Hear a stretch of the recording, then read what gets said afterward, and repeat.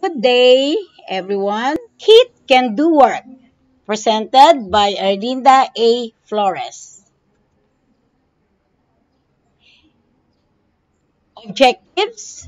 First, understand concepts involving heat and work. Second, explain how heat can do work. Third, appreciate the use of heat energy. And lastly, identify ways geothermal energy is used. We have God integration, equal opportunity to safe and renewable sources of energy. GSED integration, environmental sustainability. Now, have you ever experienced rubbing your hands, cooking fried chicken, and drying your clothes under the sun? All of the following use and produce heat energy. Heat is part of our daily lives and existence. Now, there are three ways on how heat transferred. Now, will you let me explain each of these ways? We have conduction, in contact transfer of heat. Convection, a fluid which transfer of heat. And radiation, transfer of heat through vacuum.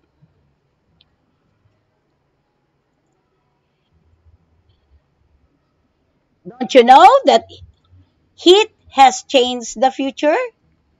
Now, how heat has changed the future? We have here a video showing how heat is useful.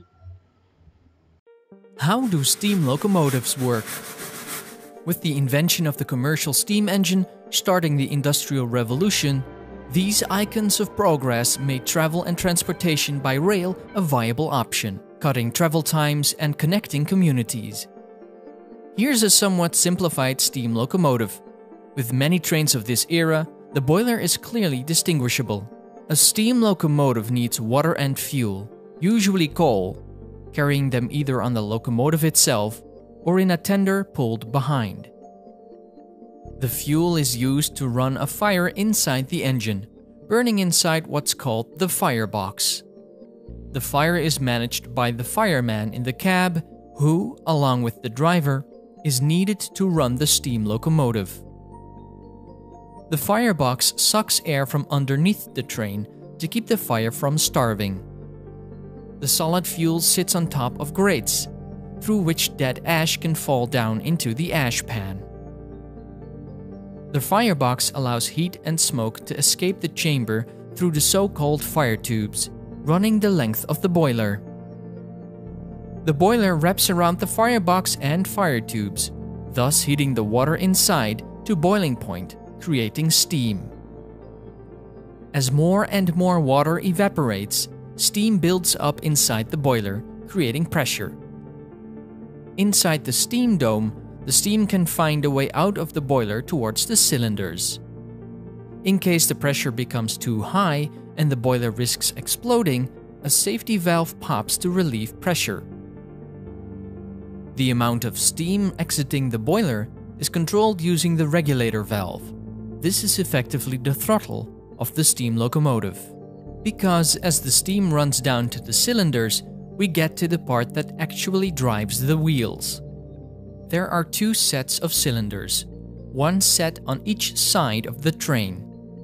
Steam engines on steam locomotives are so-called reciprocating piston engines. Each set has one cylinder with a piston, connected to the driving rod, which in turn is connected to the driving wheel, which can be connected to the other wheels. The other cylinder contains the slide valve, which allows fresh steam to enter and used steam to exhaust from the piston cylinder. This way, the piston is pushed once from both sides to complete one rotation, creating that reciprocating motion, which is then used to rotate the drive wheel. The steam, now done with its job, exits towards the smoke box, where it joins any smoke coming off the firebox to escape out the chimney.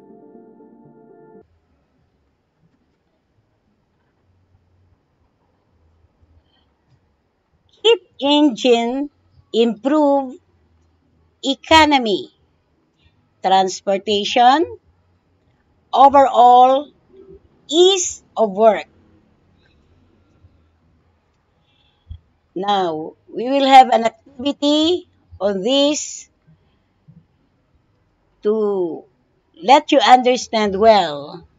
But first, you have the materials like the empty cola can, glass, alcohol lamp, nylon cord, nail, basin of water, and ring stand. So in this activity, you will know heat can do work. But be careful in using sharp and flammable materials as you do the activity.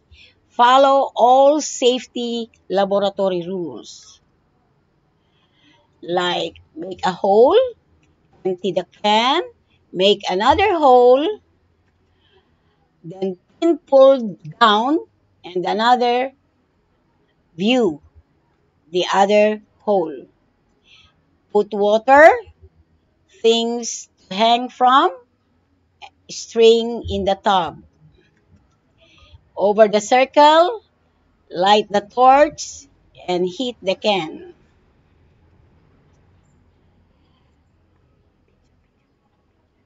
I'll present to you a video for you to understand well the procedure. Hi gang, here's a fun science experiment to do. It's called Hero's Steam Engine, and it's just that, a very easy to make steam engine. There are little jets of steam jetting out of it from two holes. Those jets provide the propulsive force. It's named after Hero of Alexandria, who described it as shown here in the 1st century AD. Here's how it's made.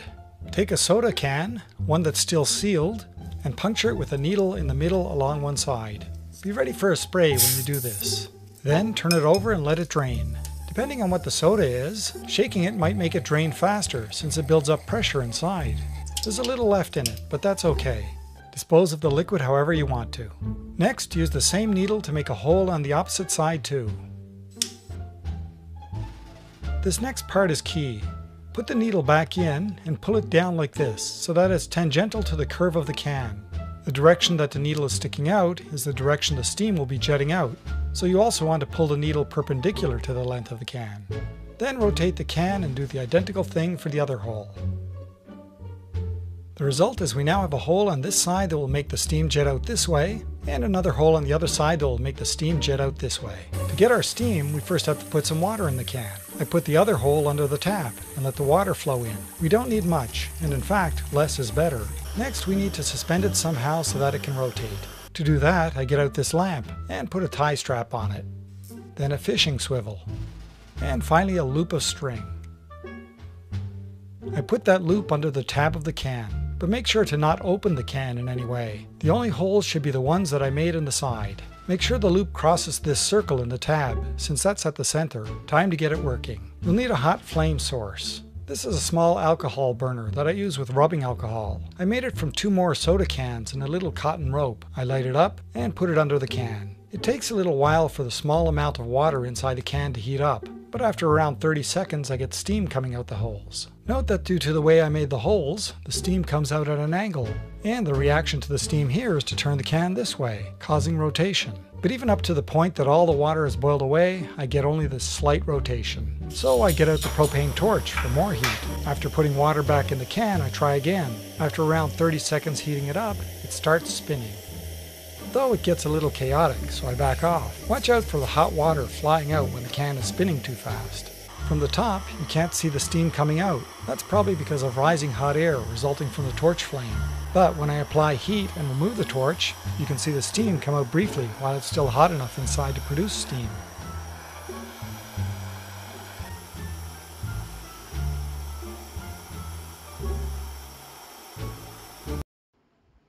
The can rotates rapidly in this direction.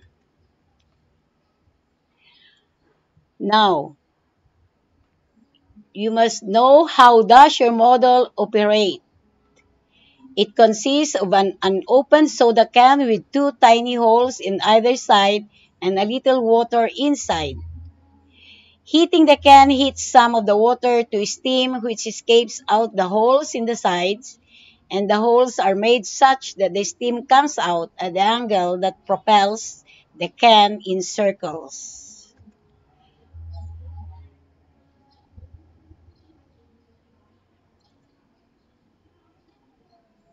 So,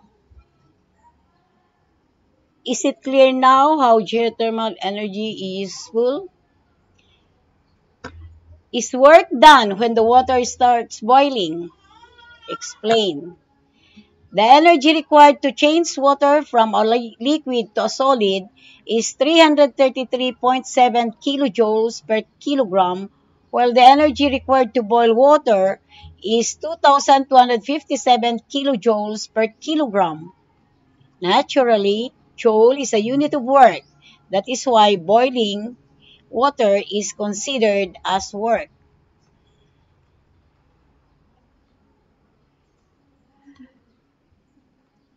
Now, what are the practical applications of your output model in today's society?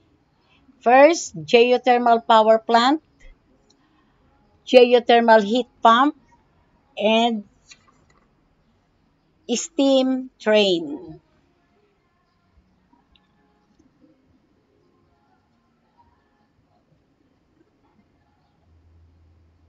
Next, we have the harnessing alternative energy. How this will be done? You may ask yourself, how is geothermal energy harnessed from the earth? Is geothermal energy a healthier alternative to fuel consumption? Is the Philippines a good source of geothermal energy?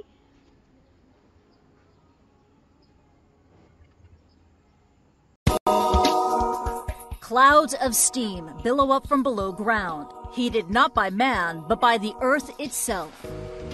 Steam temperatures here at the Leyte geothermal site average 350 degrees Celsius, a source of energy that can be harnessed by sending the steam through turbines, which then create electricity. Manuel Piete of the Energy Development Corporation has worked at Leyte since the plant opened. This is a showcase that geothermal is a reliable source of power. Plants like this are now a bedrock of the Philippines energy program, making the country the world's second largest producer of geothermal. It was a program born out of necessity. In the early 70s, we were pretty much 100% dependent on foreign oil. And then you had the OPEC embargo and the Yom Kippur War. And over a very brief period of time, oil went up like 6 times.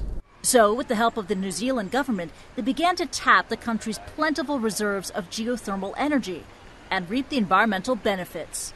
Geothermal plants produce only a fraction of the emissions of those using hydrocarbons like carbon and natural gas. And if properly managed, it can be renewable, thanks to a process known as reinsertion, in which water is pumped back into the ground to replace lost reserves. The Philippines government now says it plans to double its geothermal output by 2030, a target that may be overly ambitious. We have actually identified where will this come from. So we are confident that we will be able to do this. I think doubling it from where it is today is going to be what I would call a stretch target. That's going to be tough. The only way to unleash that is to actually say that you exempt geothermal development in national parks. The Energy Development Corporation is now looking abroad for growth. The EDC is working on projects in Indonesia, Chile, and Peru, countries where they believe geothermal makes economic sense. And you have to look for that sweet spot. And what's the sweet spot? The places that have geothermal don't have hydrocarbons. They import their needs. They import nat gas, they import coal, they import oil. New geothermal developments carry a high degree of risk up front. The company can spend millions on exploration, research, and drilling and find nothing. But the costs even out over time with more traditional forms of energy. We have drilled 900 wells in the past 40 years, so we know what we're doing, and we're very, very comfortable with that risk. A successful model at home that they hope to export to other power-hungry nations. Christy Lu Stout, CNN, Hong Kong.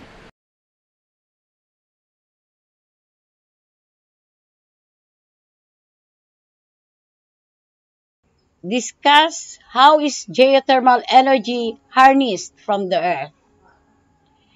Geothermal reservoirs are pools of water heated by magma deep below the surface. Water or steam can escape from cracks in the earth in the form of geysers or sometimes as magma from a volcano. The ability to harness the steam is what powers a geothermal power plant.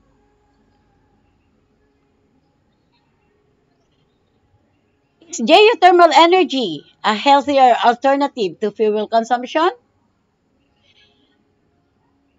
Experts say geothermal energy is cleaner, more efficient, and more cost-effective than burning fossil fuels, and it can reduce our dependence on foreign oil. Geothermal plants are also considered to be more reliable than coal or nuclear plants because they can run consistently 24, 24 hours a day, 365 days a year.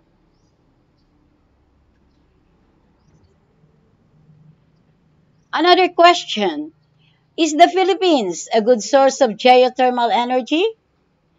The Philippines is one of the largest producers of geothermal energy, second only to the United States. With 1,896 megawatts of installed capacity, geothermal energy represents 13% of the Philippines' power mix.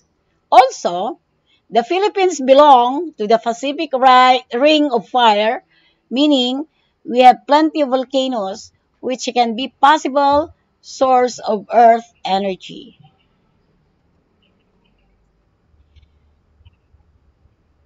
Now, is it clear how geothermal energy is useful?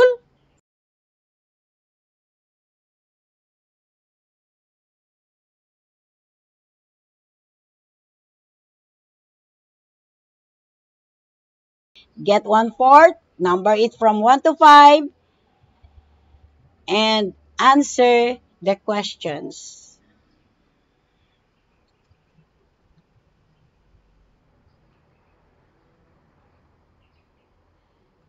First, you must read each statement below carefully. Place a T on the line if you think a statement is true, and place an F on the line if you think the statement is false.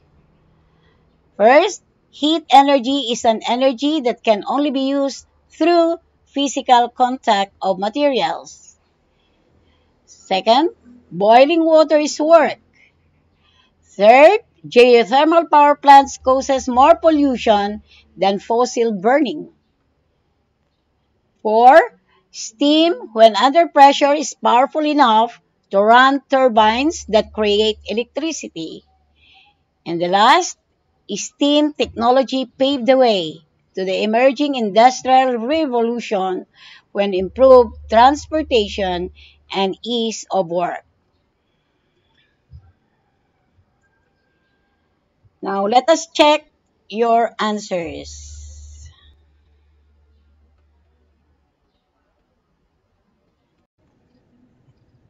Very good. Number 1, heat energy is an energy that can only be used through physical contact of materials. That is false. Number 2, boiling water is work. True. Number three, geothermal power plants causes more pollution than fossil burning. False. Steam, when under pressure, is powerful enough to run turbines that create electricity. True. And the last, steam technology paved the way to the emerging industrial revolution with improved transportation and ease of work. True. Very good. Indeed, got a perfect score. For tomorrow, you give more examples on how heat is transferred. How do you find the video? Is it exciting? You search for more examples of how steam and heat engines are used in our everyday activities.